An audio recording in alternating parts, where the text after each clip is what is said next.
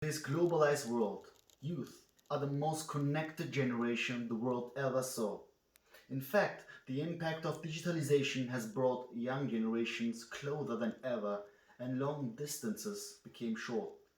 And parallel to this, youth are also facing the biggest challenges of this century.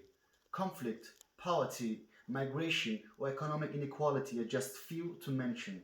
In 2019, 426 million teenagers and children under the age of 18 were living in conflict regions, which makes every 1 out of 5, and the number is still rising.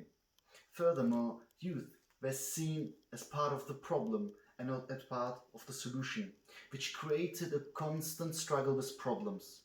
And if we speak of the Mediterranean region, these big challenges are seen in different parts of both shores. The dilemma of thousands of refugees losing their lives in the Mediterranean, civil wars, economic struggles are trending issues. Back in times, the Mediterranean was one of the most richest regions in the world, where civilization rose from Mesopotamia to Egypt and from Rome to Andalusia, which shaped the entire globe. It's a region rich of cultures, religions, and shared history. It is the intersection of North and South, a melting pot of inspiration and solutions, having its roots for global challenges. Intercultural dialogue and youth diplomacy are one of the key pillars to challenge these problems from the bottom.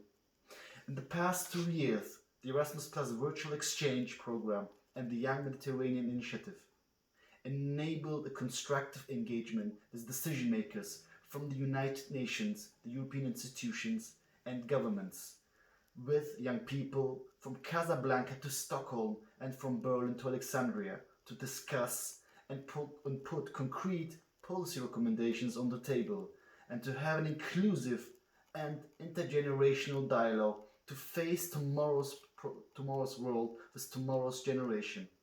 That's why, if we want to uphold a rules-based international order with ethics and norms at the heart of international diplomacy, we need to engage more with youth constructively and on a regular basis in the multilateral diplomatic setting to solve the problems with the primary receivers of it.